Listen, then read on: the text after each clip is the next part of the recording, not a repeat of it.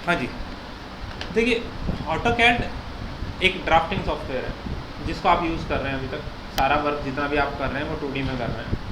Projection का use कर रहे हैं, ऑर्थोग्राफिक प्रोजेक्शन, या आपने पढ़ा होगा पर्सपेक्टिव व्यूज़ बनाना, 1 पॉइंट पर्सपेक्टिव, 2 पॉइंट पर्सपेक्टिव, या आपने देखा होगा आइसोमेट्रिक प्रोजेक्शन। अगर नहीं हुआ है तो आगे चल के हो जाएगा। ये सारे आपके 2D के पार्ट हैं। उसके बाद कहीं जाकर आप 3D पढ़ेंगे। रेविट में हम डायरेक्टली 3D मॉडलिंग पे काम कर रहे हैं। अब फॉर एन एग्जांपल, आप ऑटोकैड में पॉलीलाइन बनाते हो। पॉलीलाइन में आप केवल उसकी लेंथ स्पेसिफाई करते हो ना, स्टार्टिंग पॉइंट, एंड पॉइंट, या उन दोनों के बीच का लेंथ कितना है ये आप बताते हो। सेम इसी तरह अगर आप वॉल के केस में सोचो, एक वॉल है, वॉल की अगर लेंथ और हाइट, सॉरी, वॉल की अगर विड्थ और हाइट को फिक्स कर दिया जाए, कांस्टेंट कर दिया जाए, बस आपको लेंथ ही तो बतानी होगी, यहाँ से यहाँ तक वॉल है, यहाँ से यहाँ तक वॉल है, यहाँ से यहाँ तक वॉल है, तो बन गई ना पॉलीलाइन की तरह। लेकिन उसकी विड्थ और हाइट को फिक्स कैसे किया जाता है, ये इंपॉर्टेंट पार्ट है। जब आप ऑटोकैड में वर्क स्टार्ट करते हैं तो आप कंट्रोल N या न्यू ड्राइंग को चूज़ करते हैं। आप टेम्पलेट चूज़ करते हैं, अकैड ISO टेम्पलेट लेना है या ACAD लेना है। ये किस बिहाफ पर चूज़ करते हैं कि क्या लेना है, यूनिट्स के डिपेंड करते हैं। यानी कि आपको काम इम्पीरियल में करना है या मैट्रिक में, इसके अकॉर्डिंग आप टेम्पलेट चूज़ करते हैं ऑटोकैड में। उसी पैटर्न पे मैं आपको यहाँ लेकर आऊँगा, मैं आपको सारा रिलेट करूँगा, आपके लिए चीज़ें बहुत आसान रहेंगी समझने के लिए। अब फॉर एन एग्जांपल, सबसे पहले हमने बात की यूनिट्स।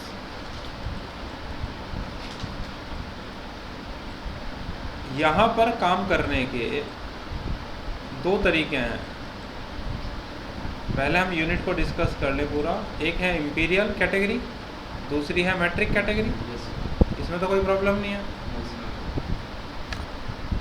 बात यह है, जैसे वहाँ आप जैसे कंट्रोल N प्रेस करते थे, एक फोल्डर ओपन होता था, उसके अंदर टेम्पलेट्स थे, तो सारे एक ही जगह आपको नज़र आ जाते थे, चाहे वो इम्पीरियल के हों या मैट्रिक के हों। यहाँ ऐसा नहीं होगा, यहाँ फोल्डर अलग अलग होंगे। मैट्रिक के लिए एक अलग फोल्डर, इम्पीरियल के लिए एक अलग फोल्डर, क्योंकि यहाँ एक एक टेम्पलेट नहीं होगा। स्ट्रक्चर के लिए अलग, आर्किटेक्चर के लिए अलग, मैकेनिकल HVAC के लिए अलग, प्लम्बिंग का अलग, फायर फाइटिंग का अलग, इलेक्ट्रिकल का अलग, या पूरा एक सिस्टम MEP का अलग। इस तरह कई सारे टेम्पलेट्स होते हैं। तो इसलिए उसने क्या किया, उसने दो जगह कैटेगराइज कर दिया टेम्पलेट्स को। इम्पीरियल, इसका जो फोल्डर होता है उस फोल्डर पे नाम लिखा होगा इंग्लिश इम्पीरियल। इंग्लिश इम्पीरियल ये फोल्डर का नाम होता है। मैट्रिक के केस में उस फोल्डर पे लिखा होगा केवल इंग्लिश, कोई आगे मैट्रिक वर्ड लिखा हुआ नहीं मिलेगा। इंग्लिश वाले फोल्डर में जितने भी टेम्पलेट्स हैं वो सारे मैट्रिक हैं। इंग्लिश इम्पीरियल के अंदर जितने भी टेम्पलेट्स हैं वो सारे इम्पीरियल कैटेगरी के हैं। अब आपको पता है इम्पीरियल का मतलब क्या है और मैट्रिक का मतलब क्या है, इस पर हमें डिस्कस करने की कोई ज़रूरत नहीं है। अब ये हमने बोला कि ये हमारे क्या हैं, फोल्डर, ये हमारे हो गए फोल्डर। अब बात ये आती है कि इंग्लिश इम्पीरियल का जैसे फोल्डर है और हमें कोई टेम्पलेट लेना है। जैसे जो लोग आर्किटेक्चर मॉडलिंग का वर्क करते हैं उनके टेम्पलेट का नाम होगा यहाँ पर लिखा हुआ डिफ़ॉल्ट। यही होगा जी, डिफ़ॉल्ट। जैसे वहाँ क्या है इम्पीरियल में ACAD, यहाँ लिखा है डिफ़ॉल्ट, आर्किटेक्चर वाले टेम्पलेट का नाम। जब आप ऑटोकैड में टेम्पलेट चूज़ करते हो, ACAD या ACAD ISO, आपको कैसे पता चलता है वो ऑटोकैड की फाइल है या ऑटोकैड का टेम्पलेट है? ये फ़र्क कैसे पता करोगे आप? क्या ड्राइंग नहीं हो सकती ऑटोकैड में? ऑटोकैड के अंदर ड्राइंग नहीं हो सकती क्या सॉफ्टवेयर के अंदर? फिर कैसे फ़र्क पता करोगे वो टेम्पलेट है कि वो फाइल है?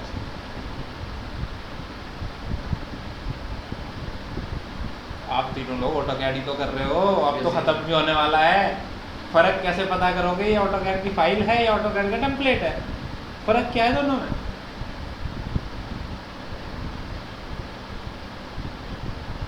कौन ले रहा है बैच आपका? कौन सा? चलो फिर इंटरव्यू के क्वेश्चन डिस्कस नहीं हुए इसका मतलब अभी तक।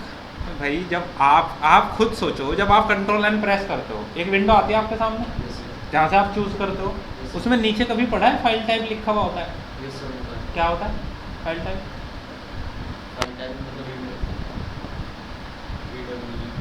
DWG कैड की फाइल होती है जिसे आप सेव करते हो।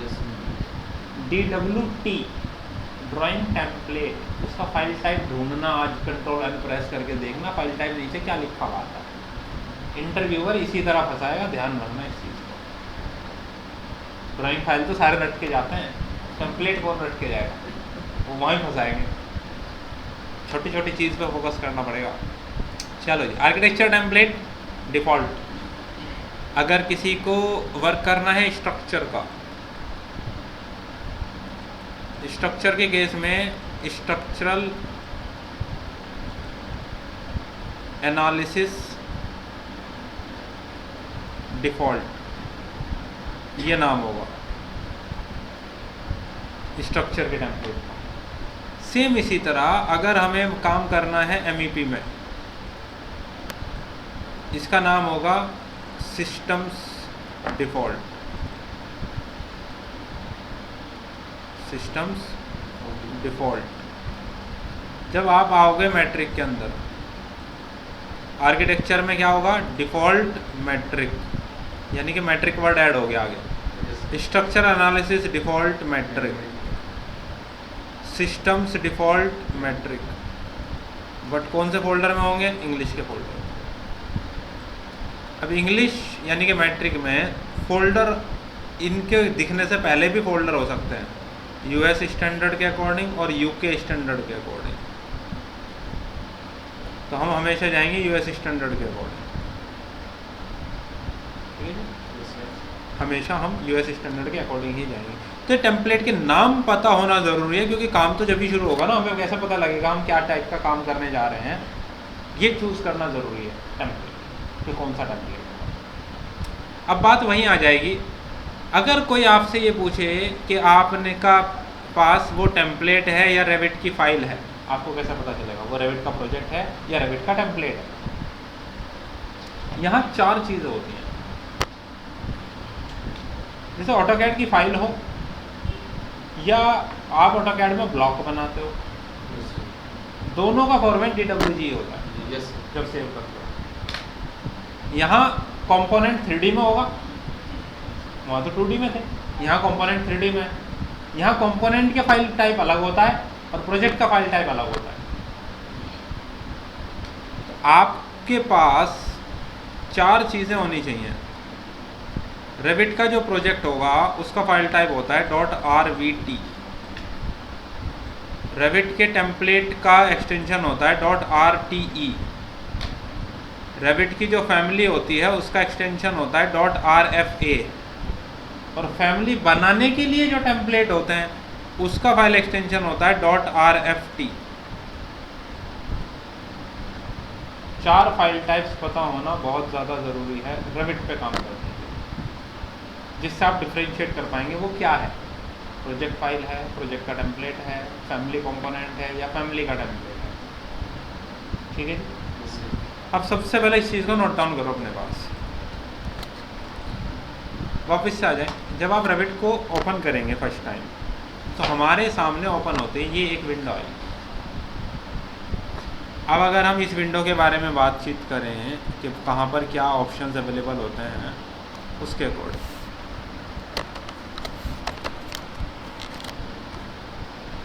आप चेक करेंगे कि यहाँ ये वाला जो चीज़ है इसको हम कहते हैं टाइटल बार, जहाँ पेरेंट कंपनी का नाम भी लिखा है, सॉफ्टवेयर का नाम, उसका वर्जन, ये होम टैब जब आप ओपन कर रहे हो इनिशियली। ये चीज़ जो होती है इसे कहा जाता है quick access tool bar. No sorry, ये चीज़ कहलाती है इन्फो सेंटर। क्विक एक्सेस यहाँ आता है, ओपन करने के बाद दिखेगा आपको। यहाँ रेविट का आइकन है, रेविट के आइकन की साइड में ये एक टैब दिख रहा है आपको, इसे हम कहते हैं होम टैब। ये होम टैब बहुत इम्पोर्टेंट है, इसका शॉर्टकट भी यूज़ किया जा सकता है, दैट इज़ कॉल्ड Ctrl+D। ये शॉर्टकट होता है इसका होम टैब पे जाने का।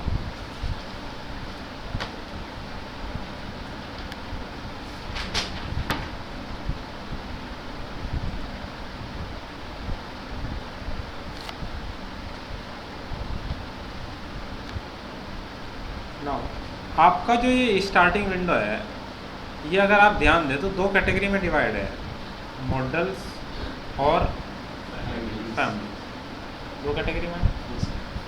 मॉडल का मतलब है प्रोजेक्ट, बात एक ही है, और कहीं पर प्रोजेक्ट लिखा, पुराने वर्जन्स जो होते थे उनमें प्रोजेक्ट लिखा हुआ आता था, अब क्या कर दिया गया, उसे मॉडल कर दिया गया। लेकिन अगर आप न्यू मॉडल पर क्लिक करते हो ना, वहाँ आज भी न्यू प्रोजेक्ट ही लिखा आता है, वहाँ चेंज नहीं किया। ठीक है, अभी दिखाएंगे हम अंदर चल के। तो आप देखो, मॉडल को ओपन करना यानी कि रेविट की कोई प्रोजेक्ट फाइल है उसे ओपन करना हो या न्यू प्रोजेक्ट बनाना हो तो ये टूल्स यूज़ करेंगे।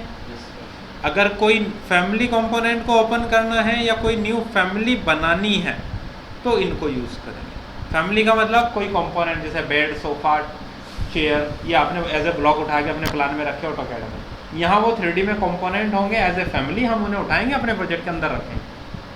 आप रिलेट कर सकते हो, family is like just block, जिसकी जब ज़रूरत होगी हम उठाएंगे, प्लेस कर देंगे अपने प्रोजेक्ट के अंदर, जब तक नीड नहीं है नहीं। लेकिन ये जो फैमिली होती है ना, फैमिली की भी दो कैटेगरीज होती हैं, फैमिली की भी दो कैटेगरी होती हैं यहाँ पर। अब फैमिली की कैटेगरी से मतलब क्या है, फैमिली का हम कैटेगराइजेशन करते हैं दो पार्ट में। एक चीज़ तो होती है कंपोनेंट फैमिली,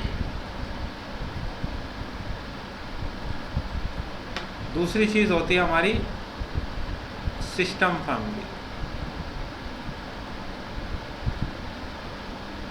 फ़र्क समझाता हूँ, थोड़ा सा रिलेट आप कर पाएंगे। जैसे आपकी MEP के टर्म्स में ही बात करूँ, अगर हमें एक पाइप बनाना है, पाइप है मेरा, यहाँ से यहाँ तक जा रहा है ऐसे, तो मुझे क्या चाहिए, पाइप का मटेरियल, पाइप का डायामीटर, वो ग्राउंड से कितनी हाइट पर चलाना है, और उसकी टोटल लेंथ मुझे बतानी पड़ेगी। अब ये जो टोटल लेंथ है ये तो वेरी कर सकती है ना, कहीं पर मुझे 5 फीट चाहिए, कहीं पर 3 फीट चाहिए, कहीं पर 10 फीट चाहिए, कहीं पर 50 फीट चाहिए, कहीं पर 100 फीट चाहिए, वेरिएशन है। तो मैं इस चीज़ को, आप सोचो, क्या अलग से बना के रख सकता हूँ, कितने साइज बनाऊँगा, कहीं 5.5 चाहिए, कहीं 5.25 चाहिए, कहीं 4.25 चाहिए, कितने साइज बनाऊँगा, नहीं बना सकते। तो इसलिए आप वो कंपोनेंट फैमिली का पार्ट बन ही नहीं सकता, वो चीज़ हमेशा सिस्टम फैमिली का पार्ट रहेगी, जो चीज़ वेरी कर रही है। अब मेरा पाइप यहाँ से यहाँ तक गया लैब के पार्टीशन तक, फिर लैब के पार्टीशन से मैंने राइट में उसे बेंड कर दिया, अब वहाँ क्या लगेगा, एल्बो। अब एल्बो तो फिक्स होगी भाई, ये तो आधा इंची के पाइप की एल्बो है, या 1.25 इंची की है, 1 इंची की है, 1.25 की है, या 1.5 की है, फिक्स है ना, लेंथ तो फिक्स है उसकी। तो वो मेरा कंपोनेंट फैमिली का पार्ट है, पाइप मेरा सिस्टम फैमिली का पार्ट है। बात समझ में आई? तो मैं बिल्कुल मतलब देसी लैंग्वेज में समझाऊंगा, रिलेट करना सबसे बड़ी चीज़ है, आप कनेक्ट कर पाओ अपने आप को। अब फॉर एन एग्जांपल, आप मॉल में गए या मेट्रो स्टेशन पर गए, आपने ऊपर देखा सीलिंग की तरफ, तो आपको बहुत सारी चीज़ें दिखाई देती हैं, कहीं केबल्स, ट्रे, जाली वाली ट्रे सी दिखती है, उसके ऊपर केबल जा रहे हैं, बहुत सारे दिखते हैं, वो चीज़ केबल ट्रे बोली जाती है। अब केबल ट्रे की भी लेंथ फिक्स नहीं होती, लेकिन जहाँ से वो बेंडिंग की जाए, अगेन फिटिंग्स आएंगी उसकी, या उसको, अब वो केबल ट्रे ऊपर रॉक कैसे रखी है, उन्होंने स्लैब में से फास्टनर्स लगा करके एक सपोर्ट ला रखी है, उसके ऊपर केबल ट्रे रॉक रखी है। तो वो जो फास्टनर्स लग के जो सपोर्ट आई है केबल ट्रे को, जो सपोर्ट दे रही है, वो हमारा कंपोनेंट फैमिली है। केबल ट्रे हमारा सिस्टम फैमिली है, केबल ट्रे की जो फिटिंग्स हैं वो कंपोनेंट फैमिली का पार्ट है। बात समझ में आ गई? फर्क समझ में आ गया, कंपोनेंट क्या है, सिस्टम फैमिली क्या है।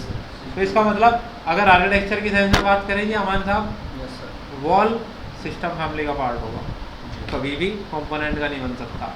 डोर, विंडो कंपोनेंट का पार्ट है, अलग से रखे जा सकते हैं।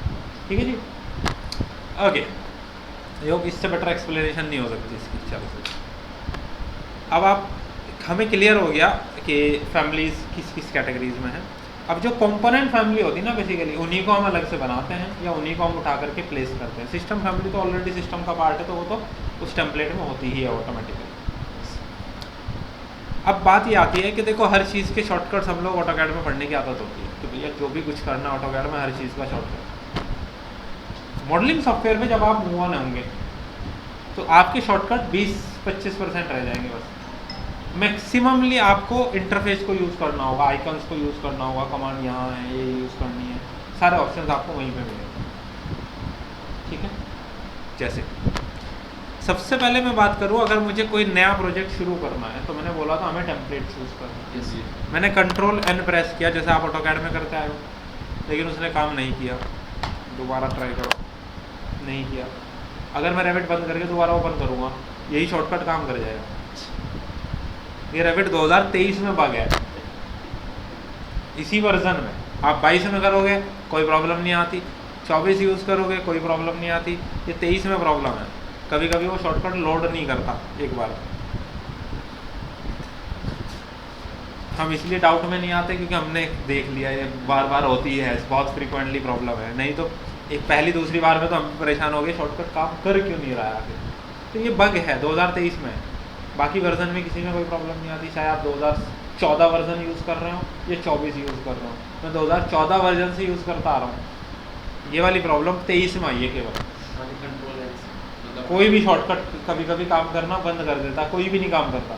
जब करेगा नहीं तो कोई सा भी नहीं शॉर्टकट चलेगा, मतलब शॉर्टकट लोड ही नहीं होता डेटाबेस पे। सॉफ्टवेयर ओपन और करना काम करते हैं, सॉरी, फाइल सेव करके अच्छी बन गई। फाइल तो सेव हो ही सकती है ना, आइकन तो यूज़ हो रहा है ना, शॉर्टकट काम नहीं कर रही कीबोर्ड शॉर्टकट बस। देखो अब मुझे यहाँ यूज़ करना है, मैंने क्या कंट्रोल N, आज का सम खाली। ये है न्यू, आप क्लिक करोगे ये एक विंडो खुलेगी control N। But again 23 version करवाओगे या कौन सा करवाओगे ध्यान से करा लेना। कंट्रोल N प्रेस करोगे तो न्यू प्रोजेक्ट खुलेगा। अब न्यू प्रोजेक्ट में यहाँ देखो क्या आ रहा है, टेम्पलेट फाइल। यहाँ कुछ टेम्पलेट्स होंगे। ये यहाँ बहुत सिंपल और सोबर से आपको नज़र आ रहे हैं क्योंकि मैंने ये सेट कर रखे हैं। आप जब ड्रॉप डाउन करोगे तो आपको 5 टेम्पलेट मिलेंगे, 5-6 टेम्पलेट बहुत अजीब अजीब। Construction template, architecture template, mechanical template, structure template या प्लम्बिंग टेम्पलेट। अब हमने जब बात की टेम्पलेट के बारे में तो हमने तो उनमें से किसी भी चीज़ की बात नहीं की। हमने बात की डिफ़ॉल्ट या डिफ़ॉल्ट मैट्रिक, हमने बात की स्ट्रक्चर एनालिसिस डिफ़ॉल्ट या स्ट्रक्चर एनालिसिस डिफ़ॉल्ट मैट्रिक, हमने बात की सिस्टम्स डिफ़ॉल्ट या सिस्टम्स डिफ़ॉल्ट मैट्रिक। तो ये टेम्पलेट्स यहाँ है नहीं, तो आपको क्या करना पड़ेगा, ब्राउज करना पड़ेगा। जब आप ब्राउज पर क्लिक करोगे ऊपर एक फोल्डर दिख रहा है, तो इंग्लिश में कौन से टेम्पलेट होते हैं, मैट्रिक।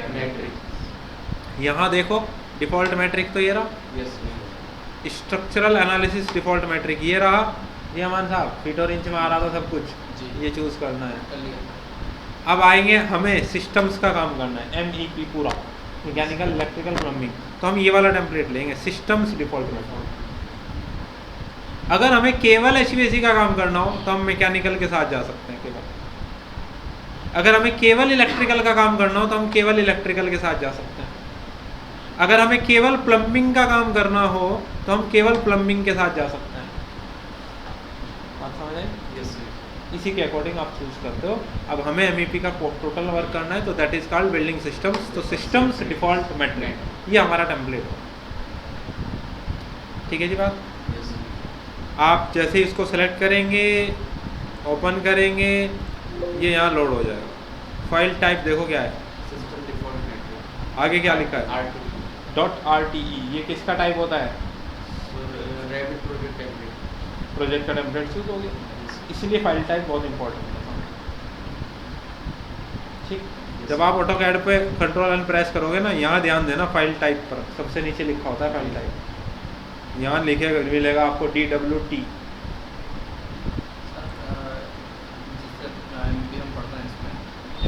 क्या क्या चीज़ें कवर होगी, मतलब हमारी जो सर्विसेज हैं, आर्किटेक्चरल सर्विसेज हैं, उसमें तो electrical, plumbing, fire fighting plus उसका अलार्म सिस्टम, फिर HVAC और फिर लाइटिंग। तो मैं पूछना चाह रहा हूँ कि इसमें अभी क्या- आएंगे ना, आएंगे अच्छा, आएंगे। पार्ट पे भी आएंगे, परेशान होते हैं बिल्कुल। ठीक है जी, तो इस तरीके से ब्राउज करेंगे। अब मान लीजिए मुझे फीट और इंच में काम करना हो फॉर एग्जांपल, हालांकि MEP में वर्क हम हमेशा MM में करेंगे, तो आप ब्राउज पे क्लिक करेंगे। ये फोल्डर तो है नहीं इंपीरियल का, तो यहाँ से एक साइड ऊपर चलो, टेम्पलेट का फोल्डर। टेम्पलेट में क्या है, इंग्लिश और इंग्लिश इंपीरियल। इंग्लिश इंपीरियल पे डबल क्लिक किया, ये रहा आर्किटेक्चर के लिए, मैकेनिकल के लिए, प्लम्बिंग के लिए, स्ट्रक्चर के लिए, सिस्टम्स के लिए। तो सिस्टम्स वाला ये रहा इंपीरियल टेम्पलेट। अब बात ये आती है, क्या बार बार जब भी मुझे टेम्पलेट चूज करना है मुझे हर बार ब्राउज में जाना पड़ेगा? मैं चाहता हूँ ये चीज़ सेट कर दूँ बाय डिफ़ॉल्ट, जिससे मुझे बार बार ब्राउज में जाके सेटिंग ना करना पड़े। यहीं पे है। बस ड्रॉप डाउन में क्लिक करूँ, वहीं आ जाऊँ। सबसे पहली चीज़, जब सॉफ्टवेयर इंस्टॉल होगा सिस्टम में, ये ज़रूरी नहीं है आपके पास सारा डाटा आ जाएगा लाइब्रेरी का। प्रोजेक्ट का टेम्पलेट, फैमिली के कंपोनेंट, ये सारे अपने आप लोड नहीं होते, करने पड़ते हैं। अगर लोड हुआ कि नहीं हुआ हमें ये कैसे पता चले?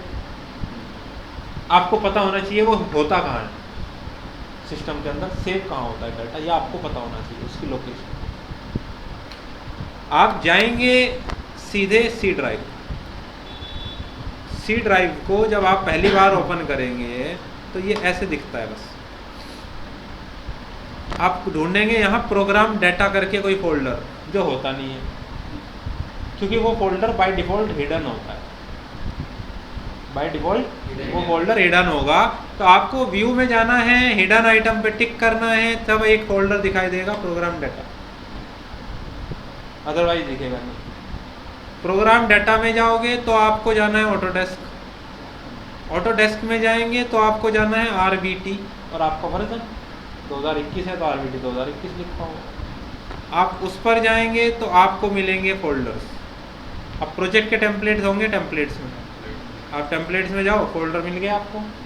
इंग्लिश में जाके चेक करो, हाँ कंटेंट है तो वेरीफाई हो गया। इंपीरियल में जाके चेक कर लिया, हाँ कंटेंट अवेलेबल है। सेम इसी तरह लाइब्रेरीज में भी इंग्लिश, मैं कह रहा था ना UK US के ऑप्शन आ सकते हैं, तो हम US के साथ जाएंगे। ये बहुत सारे ऑप्शन है। मान लीजिए डोर देखना है, अवेलेबल है, इसका मतलब फैमिली है। फैमिली हो ना हो फोल्डर जरूर बन जाएगा, फोल्डर के अंदर जाके देखना पड़ेगा कंटेंट है कि नहीं है। ठीक है जी बात। अब बात ये है यहाँ तक आना, C drive, program data, Autodesk, RBT, location लिख लो, लोकेशन फॉर रेविट कंटेंट।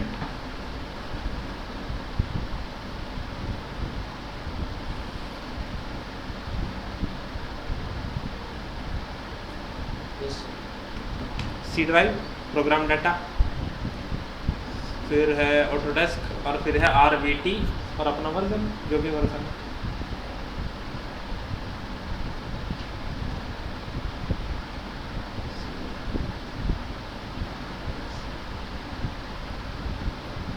यहाँ आने के बाद लाइब्रेरीज के फोल्डर में होते हैं फैमिली कंपोनेंट, और टेम्पलेट्स के फोल्डर में होते हैं प्रोजेक्ट टेम्पलेट। ठीक है, टेम्पलेट्स वाले में होंगे प्रोजेक्ट के टेम्पलेट, और लाइब्रेरीज के फोल्डर में होंगे फैमिली कंपोनेंट्स हमारे।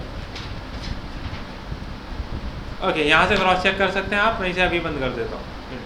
लोकेशन हमने नोट डाउन कर दिया। अब बात ये आती है ड्रॉप डाउन में हम सेटिंग कैसे करें। सर लाइब्रेरीज में करना है। फैमिली कंपोनेंट, फैमिली प्लेस करें, जैसे डक की फिटिंग की बात की मैंने, कंडक्ट के एग्जांपल दिया आपको।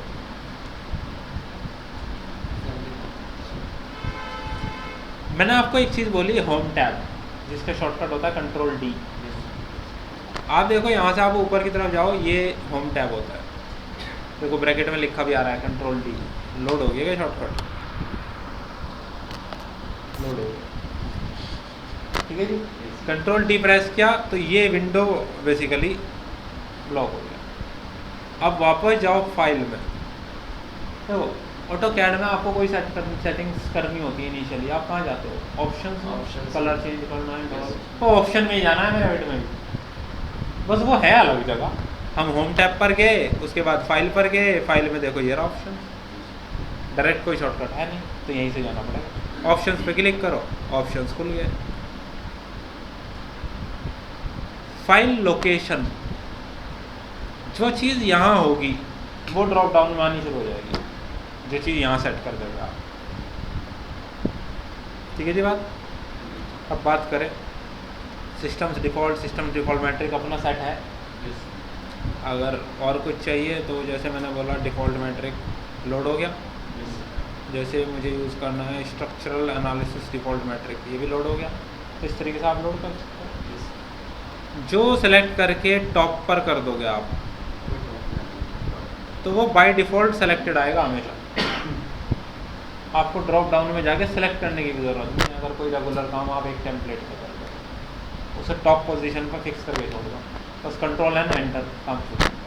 टेम्पलेट प्री सेलेक्टेड आएगा जो टॉप पर है। वापस आ जाओ कंट्रोल डी, जिससे गए थे वापस भी वहीं आए। अब मैंने प्रेस किया कंट्रोल एन, कौन सा टेम्पलेट सेलेक्टेड आया, क्योंकि टॉप पर वही है, वही बाय डिफ़ॉल्ट सेलेक्टेड आएगा। ठीक, हम अपना खुद का टेम्पलेट भी बना सकते हैं।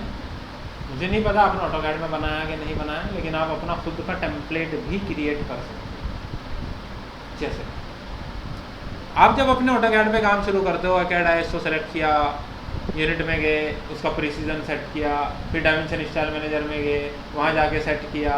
ये काम आपको हर बार करना पड़ रहा है ना।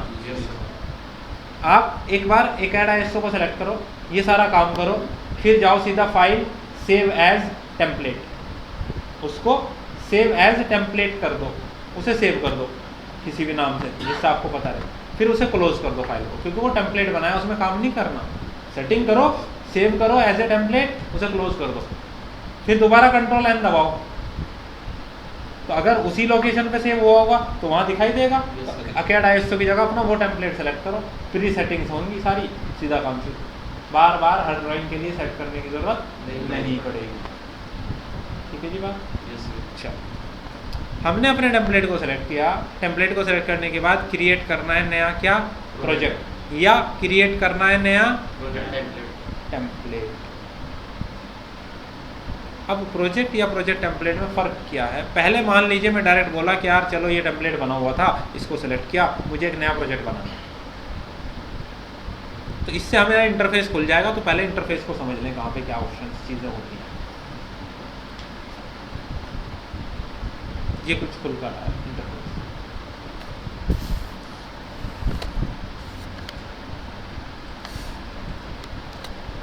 जब खुल के आया इंटरफेस कुछ ऐसा, तो अब फिर से आप देखो यहाँ टाइटल बार आ रहा है।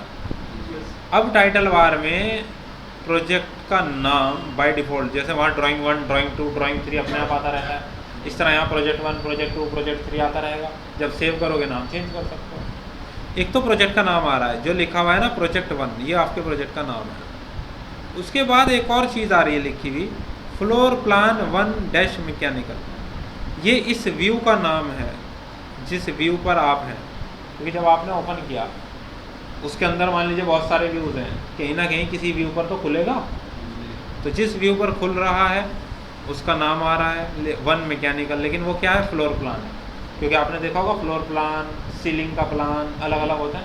सीलिंग प्लान अलग बनाया जाता है, फ्लोर प्लान अलग बनाया जाता है, सेक्शन अलग बनाया जाता है, एलिवेशन अलग बनाया जाता है, सारे व्यूज़ हो सकते हैं। आपको थोड़ा बिल्डिंग के बारे में समझना पड़ेगा। कुछ प्रोजेक्ट तो बनाए होंगे ना, फ्लोर प्लान्स वगैरह, सेक्शन, एलिवेशन, कुछ तो बनवाया होगा। तो अब ऐसे देख रहे हो, जैसे फर्स्ट टाइम सुन रहे हो आप उस चीज़ को, सबको ऐसा क्यों करते हो। हेलो हेलो,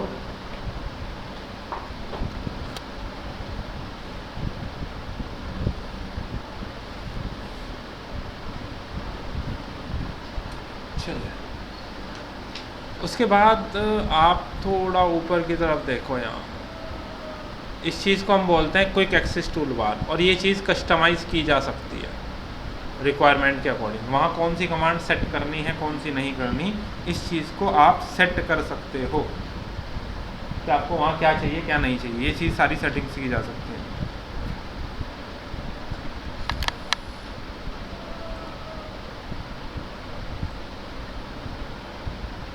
हेलो जी विशाल। अच्छा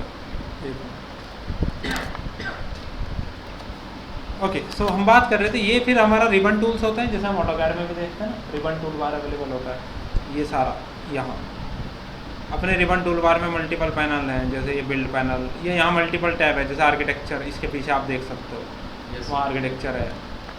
थोड़ा सा उसे क्लियर कर दो। ये हमारे पास मल्टीपल टैब है। आर्किटेक्चर वाले इस टैब को मोस्टली यूज़ करते हैं, स्ट्रक्चर वाले के लिए स्ट्रक्चर, स्टील और प्रीकास्ट, डिपेंड करता है किस टाइप का वर्क है। हम जो वर्क करेंगे हमारा काम होगा सिस्टम्स।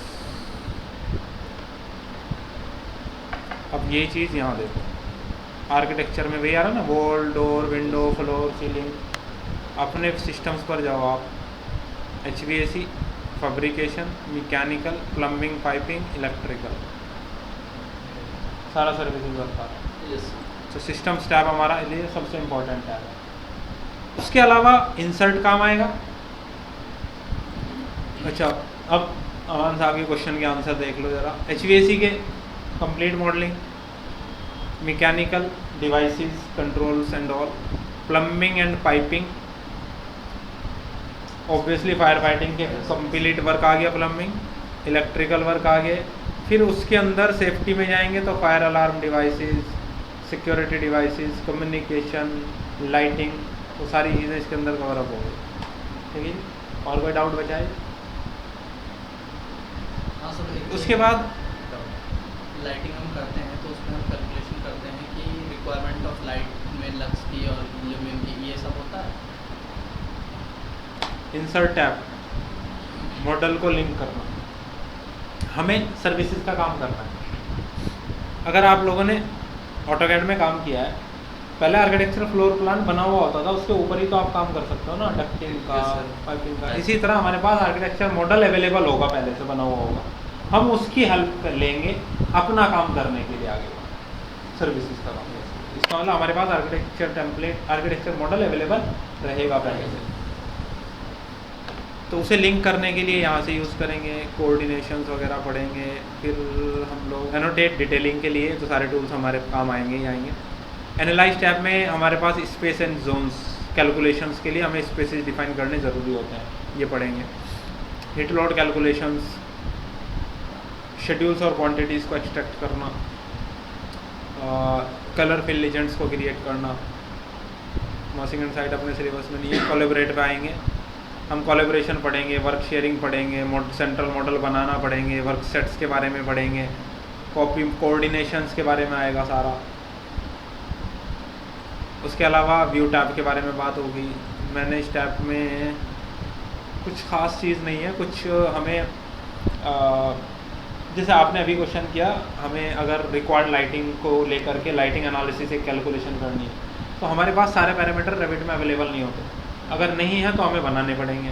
सो वो बनाने के लिए हम लोग यहाँ सेटिंग्स को यूज़ करते हैं। Project parameter, global parameter, shared parameters, 3 तरह के पैरामीटर्स होते हैं, उन तीनों के बारे में बात आएगी।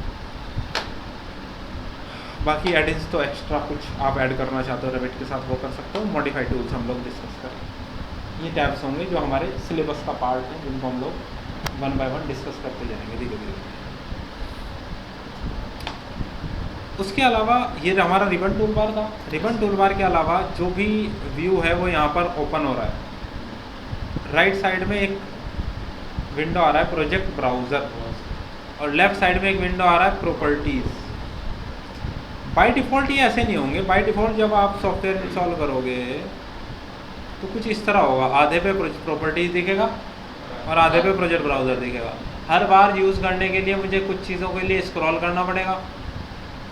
बेहतर तरीका ये है, एक साइड लेफ़्ट में प्रॉपर्टीज़ रखो और राइट में इस प्रोजेक्ट ब्राउज़र को क्लिक करके ड्रैग करो। बटन छोड़ना नहीं है, ड्रैग करो। जब ये हाईलाइट हो छोड़ दो, वो वहीं फिक्स हो जाए। इसकी विड्थ को आप यहाँ से कंट्रोल कर सकते हो। प्रोजेक्ट ब्राउज़र, जहाँ से आप प्रोजेक्ट को ब्राउज कर सकते हो, उसके अंदर के floor plan, ceiling plan, sections, elevation, quantity, report, family component, जितनी भी चीज़ें उस प्रोजेक्ट में चल रही हैं, लोडेड हैं, उन सब को ब्राउज करने के लिए प्रोजेक्ट ब्राउज़र काम आएगा। कोई कमांड हम सेलेक्ट करते हैं ऑटोकैड में, तो एक कमांड लाइन होती है ना जहाँ उसकी डिटेल दिखती है। जैसे मैंने यह टर्मिनल सेलेक्ट किया, एक तो ये वाली लाइन चेंज होगी, और एक ये प्रॉपर्टीज़ में उसी की प्रॉपर्टी आनी शुरू हो जाएंगी जहाँ से मैं वैल्यूज़ दे करके चेंजेस कर सकता हूँ। देखो मैं कमांड से बाहर गया, या मैंने कमांड में गया तो कुछ डिटेल तो मुझे यहाँ से मेंशन करनी पड़ रही है, हाइट विड्थ, कुछ प्रॉपर्टीज़ यहाँ से सेलेक्ट करनी पड़ रही हैं। ये तभी जब आप कमांड में होते हैं। जैसे कमांड से बाहर आओगे वो बस उस व्यू की प्रॉपर्टी दिखाता है वापस। तो प्रॉपर्टी टैब बाय डिफ़ॉल्ट उस व्यू की प्रॉपर्टी दिखाता है जिस व्यू पर आप होते हैं, बशर्ते आप किसी कमांड में ना हो, आप किसी ऑब्जेक्ट को सेलेक्ट ना करें जो बना हुआ हो। जैसे फॉर एग्जांपल मुझे डक्ट बनानी है, मैंने ये एक डक्ट बनाई है, जैसे एक पॉलीलाइन बनाते हैं, ये एक डक्ट है। अगर मैंने सेलेक्ट किया तो इसकी प्रॉपर्टी दिखने लगी, या मैं किसी कमांड में गया, एयर टर्मिनल मुझे यूज़ करना है तो ये आ गया एयर टर्मिनल सप्लाई वाला। तो कमांड में गया तब भी प्रॉपर्टीज में उसकी डिटेल आ गई, या किसी को बने हुए ऑब्जेक्ट को सेलेक्ट किया तब भी प्रॉपर्टीज में उसकी डिटेल आ गई। लेकिन अगर कुछ भी सिलेक्टेड नहीं है, ना आप किसी कमांड में हैं, तो प्रॉपर्टी टैब उस व्यू की प्रॉपर्टी दिखा रहा है जिस व्यू पर आप हैं केवल। ठीक है जी बात? श्योर। नीचे की तरफ आते हैं, यहाँ जैसे पहला ऑप्शन है वायर फ्रेम विजुअल स्टाइल्स। जैसे मुझे इनको 3D में देखना है तो ये सॉलिड होंगे ना, बेसिकली डक्ट ऐसे होंगे, तो मटेरियल दिख रहा है मुझे। यहाँ से इसको आप फाइन कर सकते हैं, यहाँ से आप इसको वायर फ्रेम में कर सकते हैं। अब आप जब कर्सर ले जाते हो आपको एक सेंटर लाइन भी दिखती है इसके अंदर। इस विंडो को मैं थोड़ा छोटा करूँ, यहाँ ये आपका वर्किंग एरिया, आप जो भी काम करोगे वो इस स्क्रीन पर करोगे। यहाँ 4 सिंबल नज़र आ रहे हैं आपको, ये चारों सिंबल्स जो हैं दैट इज़ एलिवेशन के सिंबल हैं। ये कौन से सिंबल है? ये एलिवेशन।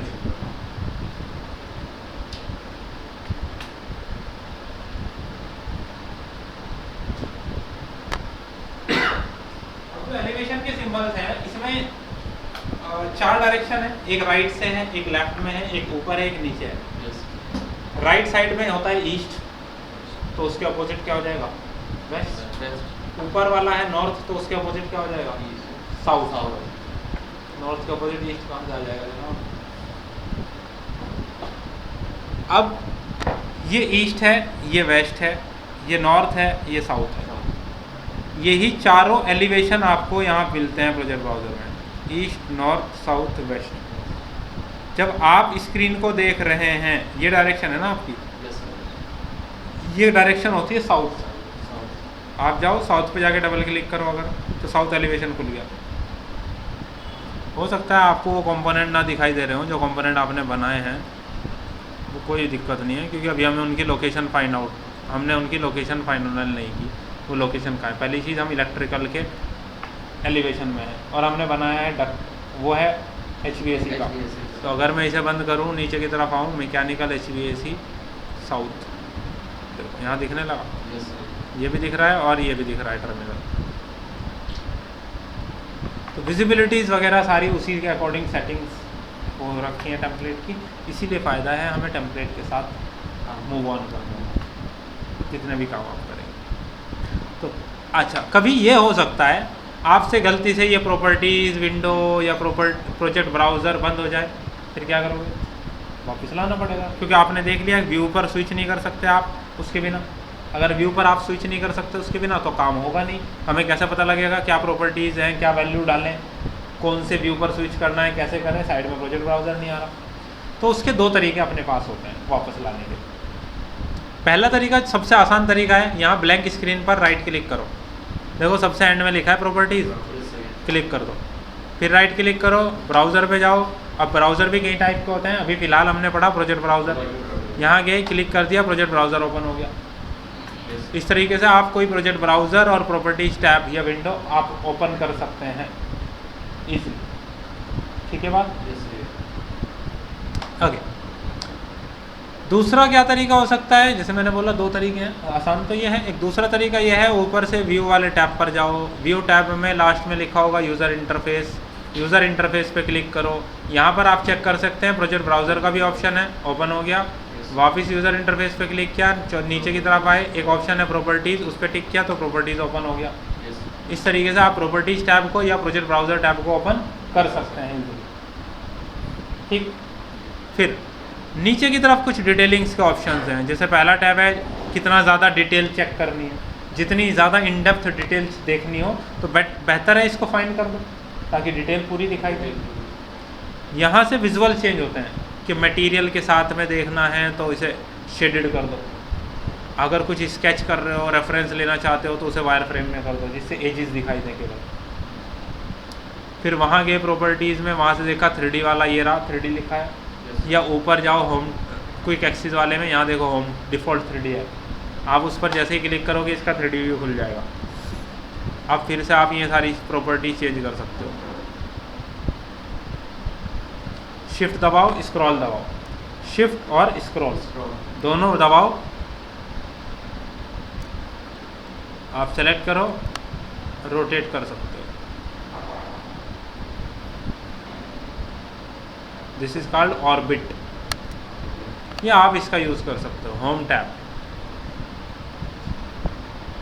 टॉप व्यू, आपको चाहिए फ्रंट, आपको चाहिए साइड व्यू, वापस फ्रंट चाहिए, वापस टॉप चाहिए, यहाँ से चेंजेस कर सकते हैं आप, क्योंकि 3D में बना रहे हो, यही तो फ़ायदा है, 3D में सब कुछ दिखाई देगा आपको। सिलेक्शन, ऑटोकैड में दो तरह की सिलेक्शन विंडो हमने पढ़ी थी सर, एक ब्लू कलर की होती है, एक ग्रीन कलर की होती है जी? दोनों में क्या फ़र्क हो? स्क्रीन से थोड़ा सा टच होते हैं, सारा ऑब्जेक्ट को सिलेक्ट कर लेते हैं, और ब्लू से जो ऑब्जेक्ट सिलेक्ट करना है वही सिलेक्ट करेंगे। तो यहाँ कोई कलर नहीं है, यहाँ कोई कलर नहीं है, लेकिन जब मैं राइट से चल रहा हूँ तो डैश विंडो दिख रही है। डक्ट आधी टच करी है मैंने, और नीचे का एयर टर्मिनल पूरा टच कर रहा है। इसके पीछे कुछ लिए ग्रिड लाइंस भी दिख रही है ना, लेवल्स की तरह, ये भी पार्शियली सेलेक्टेड है, पूरे तो नहीं है इसके अंदर, लेकिन ये सब कुछ सेलेक्ट कर रहा है, यानी कि ये ग्रीन विंडो की तरह काम कर रहा है, क्योंकि ग्रीन भी राइट से चलती है। अब मैं लेफ्ट से चलूँगा, एक ही आइटम सेलेक्ट हुई है, ये बिलो विंडो है, तो बिलो विंडो मतलब सॉलिड लाइन, ग्रीन विंडो मतलब डैश लाइन, समझिए। बाकी डायरेक्शंस वही हैं, तो इसलिए आपको इजी रहेगा समझना। जब आप ऑटोकैड में सबसे पहली बार टेम्पलेट सेलेक्ट करते हो, ACAD ISO सेलेक्ट किया, ड्राइंग ओपन हो गई, उसके बाद सबसे पहला काम क्या करते हो ऑटोकैड में? यूनिट सेट करना। शॉर्टकट क्या होता है यूनिट का? अब देखो यार, ये जो एंटर वाला कंसेप्ट है ना, तो ये खत्म हो गया रैबिट में। यूनिट कमांड लगानी है, UN, एंटर नहीं चाहिए मुझे, खाली UN प्रेस किया, यूनिट खुल गई। वहाँ था ड्राइंग यूनिट, यहाँ है प्रोजेक्ट यूनिट्स, सबसे पहली चीज़। दूसरी चीज़, एंटर की ज़रूरत नहीं है। तीसरी चीज़, अगर वहाँ आपने लेंथ के लिए यूनिट मिलीमीटर ले लिया, वो एरिया mm स्क्वायर में बताएगा, वो वॉल्यूम mm क्यूब में ही बताएगा, मिलीमीटर सेलेक्ट होगी। यहाँ इंडिपेंडेंसी है, मतलब मैं चाहता हूँ लेंथ बताए मिलीमीटर में, मैं चाहता हूँ एरिया बताए स्क्वायर फीट में, मैं चाहता हूँ वॉल्यूम बताए मीटर क्यूब में, तो आप सेट कर दो, इससे फ़र्क नहीं पड़ता, सारी यूनिट अलग अलग सेट होगी। आप देखो लेंथ की यूनिट ये रही मिलीमीटर, मैं एरिया पर गया मीटर स्क्वायर में, मैंने बोला नहीं यार एरिया मुझे चेक करना है स्क्वायर फीट में, मैंने उसे स्क्वायर फीट सेट कर दिया। मैं नीचे आया वॉल्यूम मीटर क्यूब में, तो देखो length millimetre, area square feet, volume metre cube, set हो सकता है, कोई टेंशन नहीं। दूसरी चीज़, आपने टेम्पलेट कौन सा चूज़ किया था? मैट्रिक, यानी कि MM डिफ़ॉल्ट है हमारा।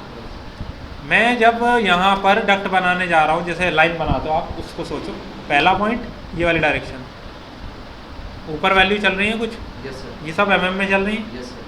मैंने बोला 5000 एंटर, तो 5000 mm बन गई।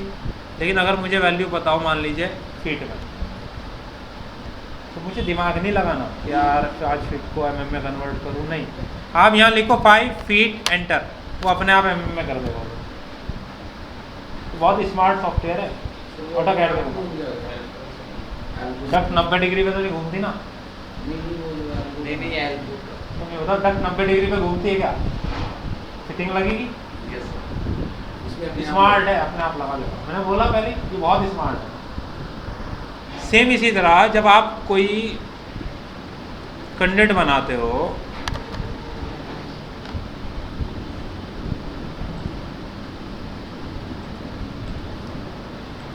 जब आप कोई कंटेंट बनाते हो,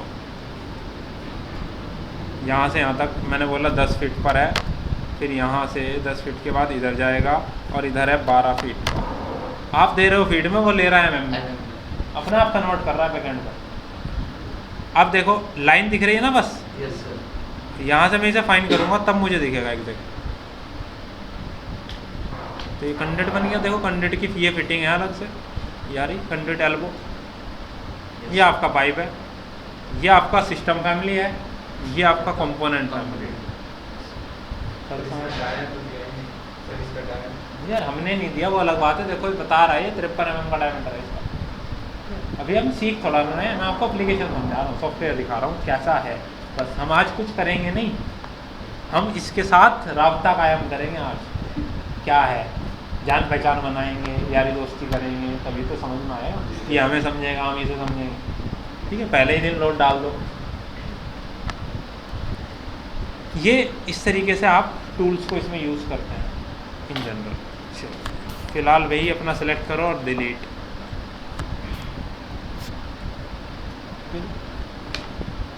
ये चीज़ होता है रेविट MEP का इंटरफेस।